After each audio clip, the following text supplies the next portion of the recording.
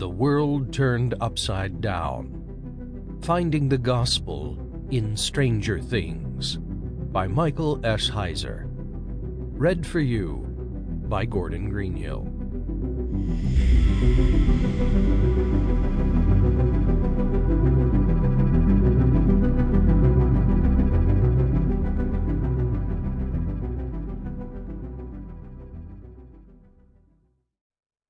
And Paul went in, as was his custom, and on 3 Sabbath days he reasoned with them from the Scriptures, explaining and proving that it was necessary for the Christ to suffer and to rise from the dead, and saying, This Jesus whom I proclaim to you is the Christ.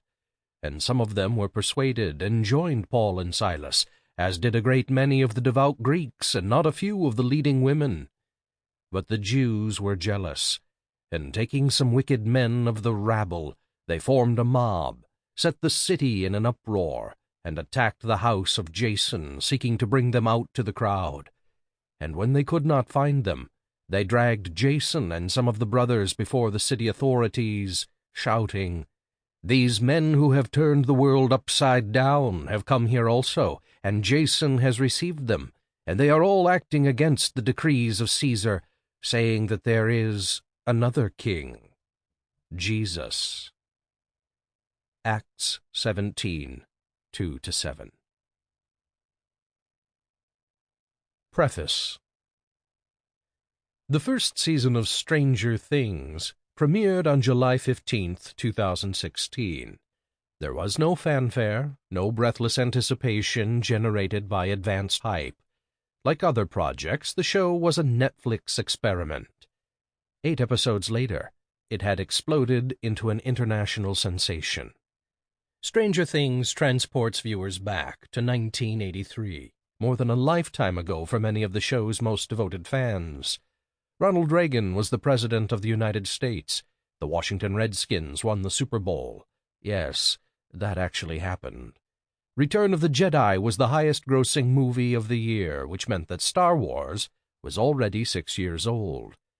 The Mario Brothers Nintendo arcade game debuted.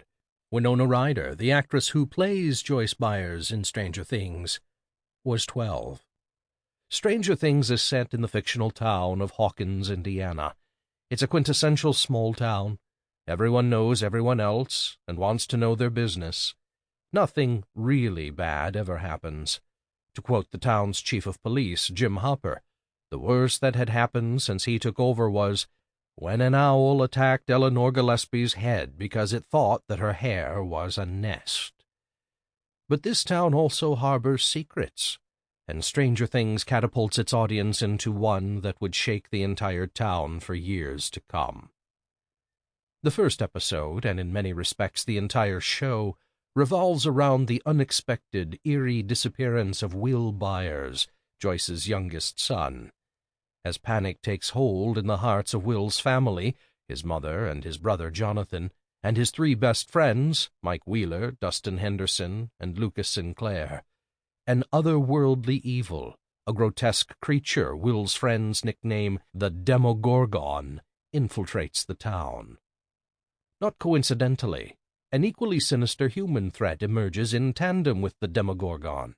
Blame for the latter's appearance can be laid at the feet of a cabal of government operatives led by an amoral scientist, Dr. Martin Brenner, headquartered at Hawkins National Laboratory. At first, things move along in all the familiar rhythms of life. As news of William's disappearance circulates, people are sure the boy will be found. There are bullies to deal with at the middle school that Will and his friends attend. Nancy Wheeler, the sister of Will's friend, Mike, plots to deceive her parents for some unchaperoned time with her new boyfriend, Steve Harrington, the epic party boy at Hawkins High School. Nancy dismisses the concerns of her best friend, Barb Holland, who winds up in the wrong place at the wrong time because of Nancy and Steve. But the settled peace of the oblivious, sleepy town soon dissipates as the search for Will becomes a community project. The search is a tragic failure, save in one respect. It yields the discovery of a peculiar girl with a shaved head who, when... Sample complete. Ready to continue?